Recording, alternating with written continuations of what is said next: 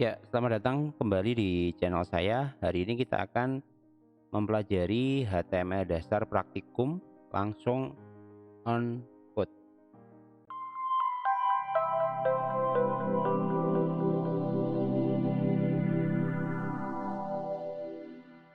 Ya, baik teman-teman, di video sebelumnya kita telah mempelajari teori dasar terkait dengan HTML, dan di kesempatan video ini kita akan mempelajari HTML dasar langsung on code. Namun sebelumnya saya akan ulang dulu terlebih dahulu terkait dengan teori kemarin, bahwa di dalam sebuah dokumen HTML itu ada beberapa yang perlu kita pelajari. Di antaranya adalah tutorial terkait dengan struktur HTML. Jadi bagaimana kita membuat struktur dasar dokumen HTML untuk website. Terus yang kedua yaitu adalah HTML elemen. Jadi kita akan membahas elemen-elemen yang ada pada HTML. Dan yang ketiga yaitu adalah HTML atribut. Jadi atribut apa saja yang bisa kita masukkan di dalam dokumen HTML akan kita terapkan pada codingan kita langsung. Nah, struktur HTML itu kurang lebih seperti ini, yang sesuai dengan yang kita bahas kemarin. Jadi ada head-nya, ada body, terus kurang lebih untuk tampilannya seperti ini. Dan di sini ada logo, ada menu, ada artikel, ada sidebar, ada footer. Nah, kalau kita lihat di sini di samping itu merupakan tampilan wireframe-nya, dan di sebelah sampingnya lagi itu ya, itu ada kurang lebih tampilan codingannya, itu kurang lebih seperti itu. Nah, kita akan coba terapkan di dalam coding, kurang lebih nanti hasilnya seperti apa gitu ya. Nah, pertama yang perlu kita lakukan adalah teman-teman, kita akan membuka dulu halaman Visual Studio Code kita. Jadi kurang lebih nanti tampilan Visual Studio Code-nya kurang lebih seperti ini. Kita akan mencoba untuk membuat satu dokumen HTML gitu ya. Nah, pertama kita akan new file dulu ya, atau bisa juga new folder. Kalau teman-teman belum punya folder, kita bisa new folder dulu. Nah, biasanya saya akan klik open folder dulu kalau teman-teman belum memiliki satu folder gitu ya. Nah, di sini saya akan coba buat ya di folder saya di server. Saya biasanya akan membuat di server di sini. Nah, di sini saya akan buat di folder www, tapi teman-teman nanti bebas ya untuk membuatnya. Nah, di sini saya akan bikin satu, misalkan mj_kreatif ya, kreatif. Terus saya di sini akan bikin chapter 1 ya. Di sini saya bikin chapter 1. Terus di sini saya akan buat satu subfolder lagi, yaitu adalah HTML. Bisa pakai huruf besar atau pakai huruf kecil, terserah. Nah, kalau sudah, saya akan select ya foldernya, saya akan select. Otomatis di sini akan ditampilkan oleh Visual Studio Code, yaitu tampilan blank. Nah, di sini baru saya akan buat satu dokumen HTML atau satu file HTML ke dalam folder yang sudah saya buat tadi. Nah, saya akan new file di sini. Terus saya akan save as dulu ya. Saya akan save as dulu foldernya menjadi biasanya saya pakai nama index.html. Nah, nanti kalau teman-teman mau pakai nama lain boleh ya. Di sini saya pakai nama index.html, lalu saya akan save. Jadi saya akan save di dalam folder saya tadi. Baru setelah itu kita akan mendapati tampilan kosong di sini, tampilan blank. Nah, teman-teman nanti tinggal membuat dokumen HTML-nya di sini. Nah, sebelumnya untuk membuat satu dokumen HTML, kita tadi sudah mempelajari strukturnya. Jadi ada HTML-nya ya, tag HTML-nya, ada head, ada body, ada body. Nah, di sini untuk membuat itu teman-teman ya, biasanya saya mengetikkan di sini adalah HTML. Karena sudah ada snippet-nya ya.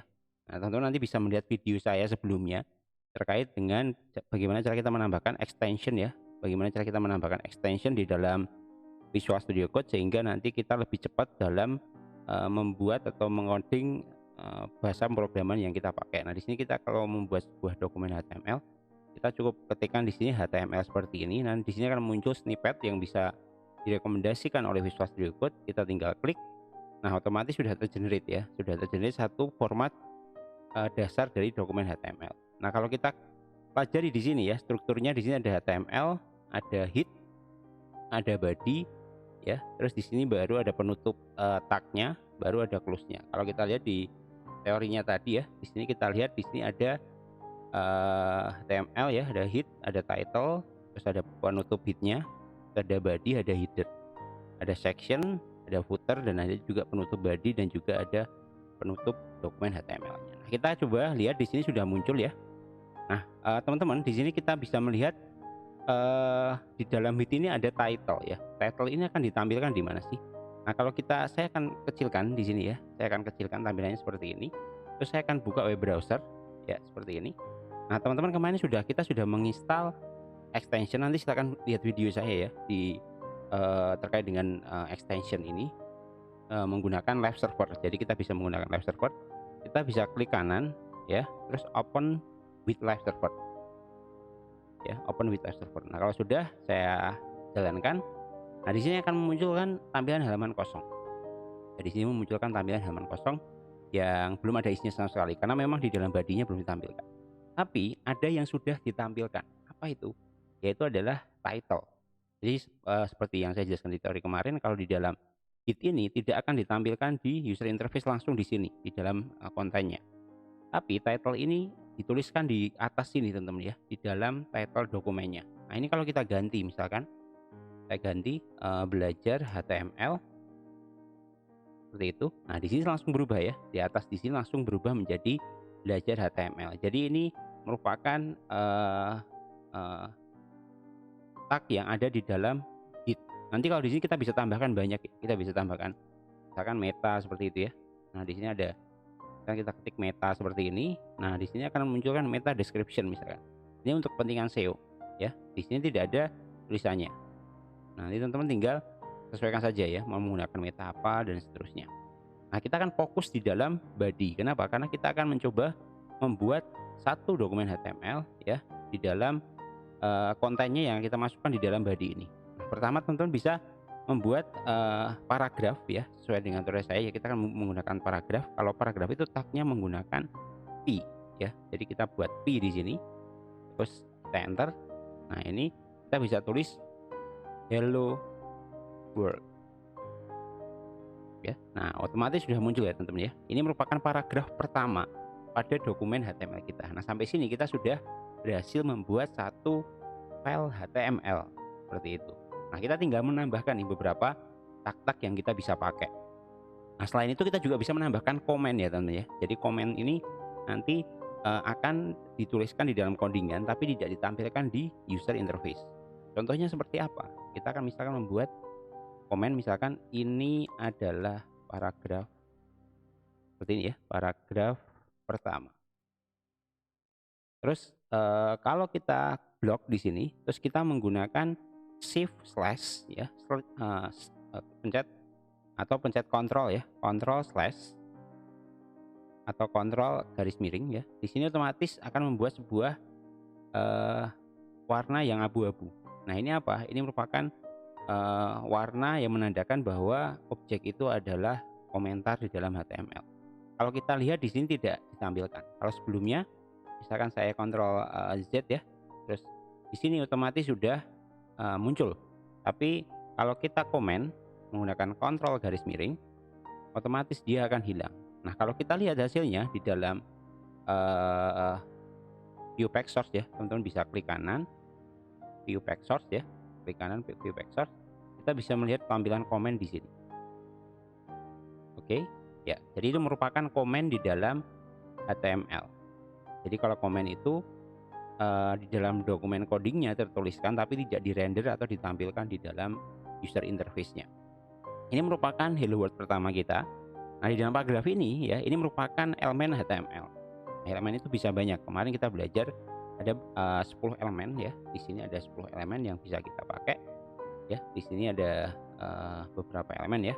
Ada Git, ada HTML, ada H1, ada span, ada P, ada A, ada AMG dan seterusnya. Nah, kita pelajari coba dari struktur codingnya dulu ya. Jadi kalau kita lihat di sini, saya akan balik ke PPT saya. Nah, di sini kita lihat di sini ada merupakan struktur sebuah elemen di dalam HTML.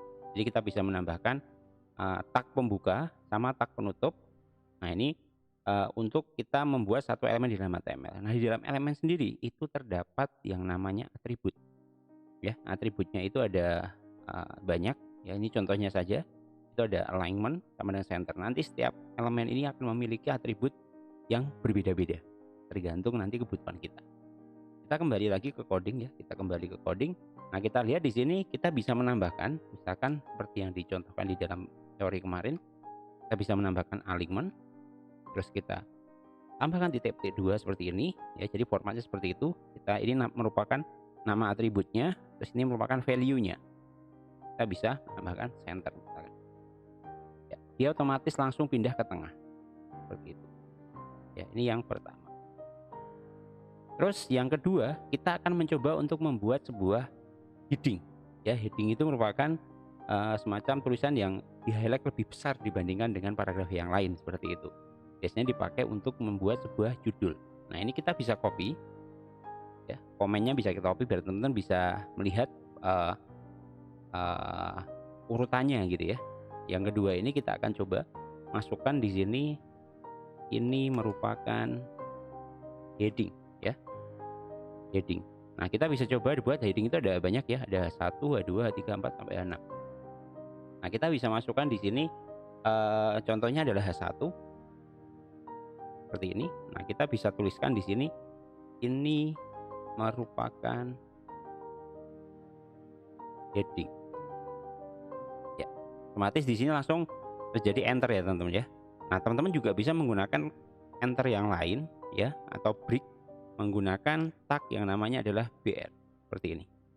Ini untuk kita membuat break. Nah, dia otomatis akan ketambah ke bawah. Ini kalau tambahkan lagi BR-nya misalkan, dia akan ke bawah lagi. Nah, ini contoh untuk kita membuat sebuah break. Selain break ya teman-teman ya, ini juga kita bisa menggunakan tag lain, yaitu menggunakan HR ya. Nah, di sini kalau kita menggunakan HR, dia akan membuat sebuah garis seperti itu. Kita bisa tambahkan keterangan biar teman-teman nggak lupa gitu ya. Sekarang ini saya copy dulu ke bawah. Nah, ini untuk headingnya. Terus kita tambahkan di sini komen misalkan BR ini fungsinya adalah untuk membuat break ya, break atau enter ya. Terus kita komen ya di sini ya. Kita komen kontrol garis miring. Jadi kita bisa melihat di sini, jadi di sini kita bisa melihat bahwa fungsi BR ini adalah untuk membuat break atau garis atau enter ya. Terus yang kedua di sini kita bisa komen ya, R fungsinya untuk apa? Untuk membuat garis ya, untuk membuat garis seperti itu. Jadi kita sudah punya. Nah, kembali lagi ke heading ya. Di sini heading ini bisa banyak ya. Ini contohnya H1, kita bisa buat juga H2 seperti ini. Ini heading H2 ya. Dia akan munculkan seperti itu. Kita tambahkan lagi, akan copy ya, kita ganti di sini ya 3. Nah, di sini otomatis akan lebih kecil lagi. Nah, ini tergantung kebutuhan ya. Terus selanjutnya kita akan masuk ke 3 ya. Kita akan mencoba membuat satu link, karena di dalam sebuah website itu biasanya terdapat banyak sekali link yang bisa kita klik ya. Ini merupakan link ya. Saya akan ganti di sini menjadi link nomor 3. Nah, untuk membuat link kita bisa menggunakan tag yang namanya A ya. Jadi kita bisa menggunakan A seperti ini. Nah, teman-teman di sini sudah ada rekomendasinya ya. Kita bisa menggunakan targetnya blank. Kalau targetnya blank ini artinya dia akan dibuka di tab baru. Nah, kita bisa menggunakan link biasa seperti ini. Nah, kita bisa masukkan misalkan linknya kita arahkan kemana ya. Misalkan kita arahkan ke google.com ya. Di sini kita akan tambahkan linknya. Misalkan di sini link Google. Ya, di sini otomatis sudah muncul link ya. Jadi sudah muncul link. Link ini bisa kita klik. Nah, kalau misalkan teman-teman pengen membuat bold, kita bisa menambahkan bold ya. Dengan cara kita tambah B seperti ini. Ya, kita tambahkan B ya. B seperti ini. Terus kita copy yang di sini ya. Seperti itu. Nah, dia akan lebih ngebold linknya. Nanti linknya ini bisa ke halaman kita sendiri atau bisa ke halaman lain. Nah, kita bisa tambahkan atribut di sini ya. Misalkan target atributnya. Ini kalau misalkan ini misalkan saya contohkan dulu ya. Ini saya klik, dia akan satu di satu tab yang sama. Tapi kalau misalkan tak tambahkan target di sini ya, kita tambahkan target misalkan blank. Itu ada banyak sebenarnya isinya ya. Cuman contohnya adalah target. Di sini kita coba set blank. Kita klik, nah dia akan membuka di tab baru seperti itu. Ini untuk membuat link. Terus kita coba masuk ke 4, format kita bisa membuat di sini ya, format teks ya. Kita coba di sini buat format teks seperti itu. Nah, kita coba buat beberapa kata gitu ya. Misalkan normal. Yang normal ini kita kasih P saja ya, P normal seperti itu. Dia otomatis normal. Terus yang kedua kita buat misalkan miring ya, kita kasih I, teks miring. Nah, kita lihat hasilnya miring. Terus yang ketiga kita akan coba buat untuk dia bold ya, dengan cara kita B, teks bold seperti yang di link tadi ya, teks bold. Nah, kalau mau dikasih break silahkan, kalau enggak silahkan. Nah, selanjutnya kita akan masukkan yang keempat, yaitu adalah underline. Kita kasih U di sini. Ini misalkan garis underline. Ya, kita lihat dia akan muncul garis underline di bawahnya. Ini merupakan format teks ya di dalam dokumen HTML.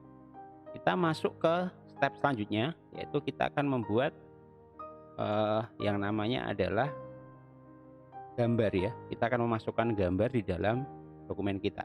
Cara masukkan gambar gimana? Kita akan menggunakan yang namanya tag img ya. Jadi kita menggunakan tag img seperti ini. Artinya ini kebanyakannya adalah image.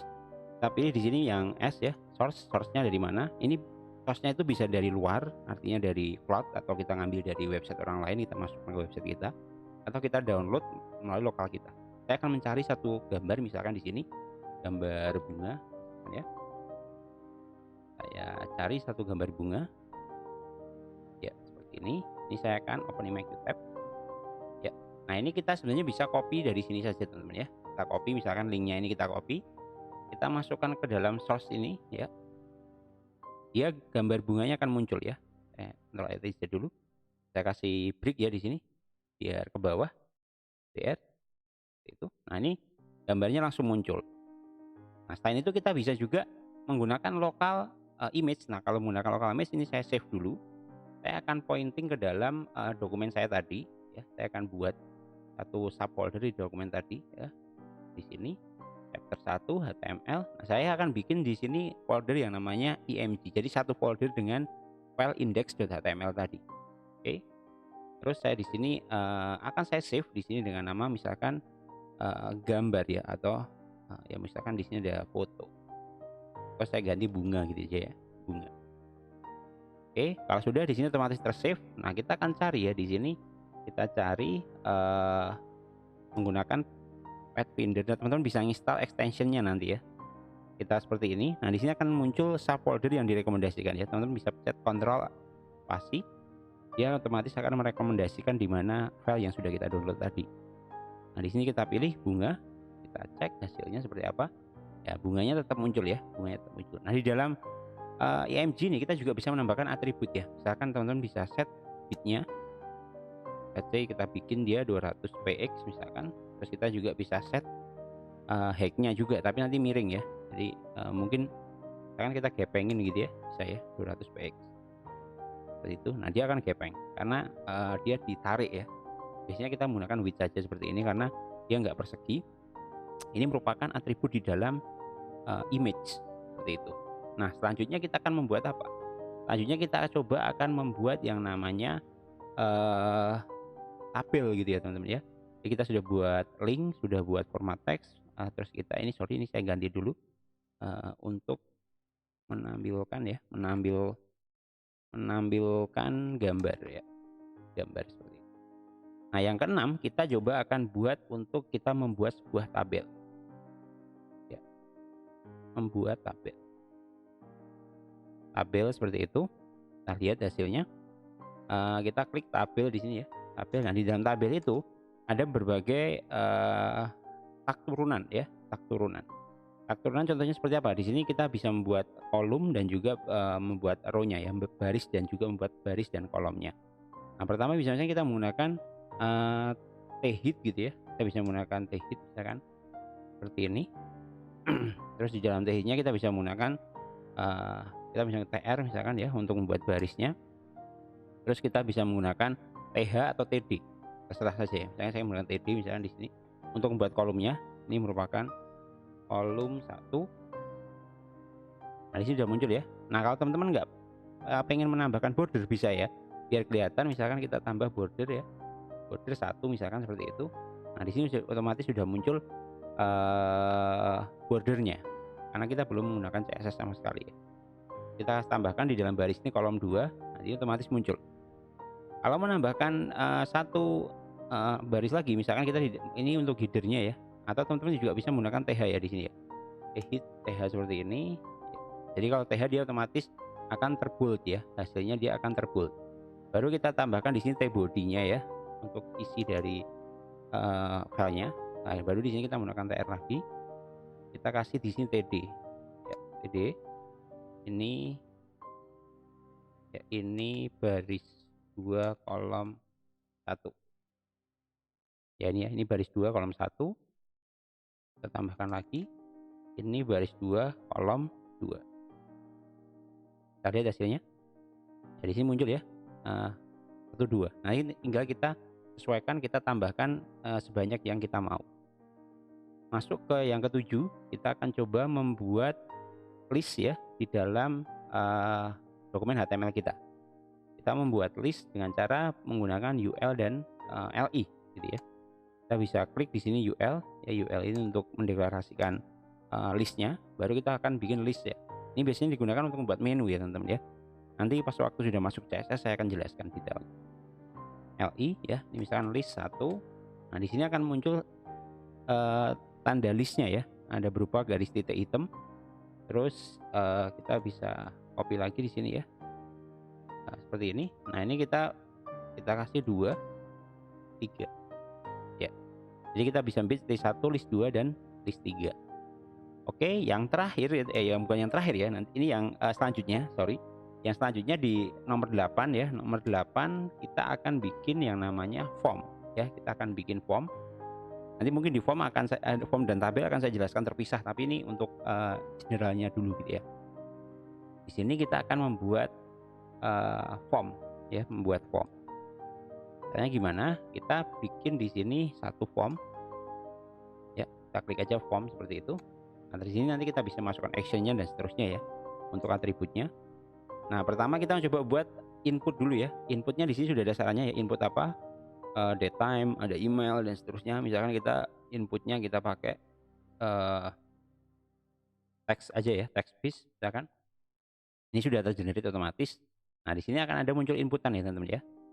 Nah, kita bisa tambahkan atribut yang namanya placeholder untuk menuliskan di situ. Misalkan kita tuliskan nama Anda. Di sini muncul ya. Nah, kita bisa tambahkan di sini label ya. Label untuk apa? Untuk mengetahui, untuk menyuruh user ya. Misalkan di sini nama seperti itu. Di sini ada nama. Nah, kita selanjutnya kita bisa tambahkan lagi, misalkan kita copy atau kita labelnya kita copy ya. Misalkan nama, di bawahnya kita tambahkan di sini email misalkan ya, email. Kita kasih di sini input. Kita pilih yang email ya, email. Oke. Di sini kita tulis ya, itu sudah muncul email. Nah, ini placeholdernya kita copy saja. Tuliskan email Anda. Ya, ini sudah muncul ya. Baru setelah itu misalkan teman-teman menambahkan yang lain nanti bisa ya. Mau pakai gender ya, pakai checkbox, mau pakai radio button dan seterusnya. Di sini nanti untuk type-nya itu bisa banyak ya. Kalau teman-teman misalkan radio button, kita bisa juga misalkan input ya. Input di sini ada radio ya, radio. Misalkan radio di sini name-nya radio di sini akan muncul seperti ini teman-teman ya. Misalkan kita kasih labelnya ini jenis kelamin ya. Jenis kelamin, kalau radio button berarti dia harus 2. Nah, ini pertama misalkan laki-laki. Di sampingnya ya. Laki-laki. Kita copy ya di sini radio buttonnya. Kita buat di sini misalkan perempuan. Nah, kita bisa tambahkan teman-teman ya value-nya di sini ya. Kita bisa kasih value-nya. Misalkan di sini laki. Nanti biar tersimpannya dia laki-laki. Yang kedua value-nya kita masukkan dia adalah perempuan. Seperti itu. Baru terakhir mungkin kita bisa buat button ya, button seperti ini. Kita kasih misalkan kirim. Di sini sudah muncul button ya, buttonnya bisa diklik seperti ini, tapi belum ada actionnya. Ya, terakhir kita akan membuat blok ya, yang sering juga dipakai yaitu menggunakan div. Ya, di sini kita akan bikin div 9, kita bikin yang namanya div. Ya, div membuat blok ya, membuat blok container. Blok container. Nah, div itu kita tuliskan di sini menggunakan div ya, misalkan div. Nah, seperti ini. Nah, biasanya div itu ada kelasnya ya. Kan kelas apa? Misalkan kelasnya adalah container misalkan. Nah, biasanya di dalam div itu juga bisa dimasukkan div lagi teman-teman ya. Div, misalkan di sini kita kasih kelas baris ya, row. Baru kita masukkan kontennya. Satu, ini konten. Jadi kalau kita lihat di sini di dalam konten ini ya, yang satu ini, kalau kita lihat kita bisa menggunakan inspect teman-teman ya. Inspect itu fungsinya adalah untuk melihat fungsi developer tool di dalam Google Chrome ataupun di web browser yang lain untuk melihat struktur dari HTML kita. Nah, kita lihat di konten ini ya. Nah, di sini akan muncul ya. Di sini ada muncul blok-bloknya, ada row, ada kontainernya. Nah, nanti baru kita akan custom class di materi CSS. Ya, baik, untuk materi HTML praktikum kali ini mungkin itu dulu.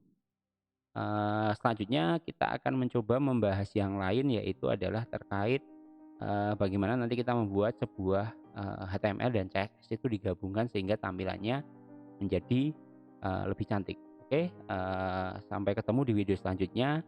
Sampai jumpa.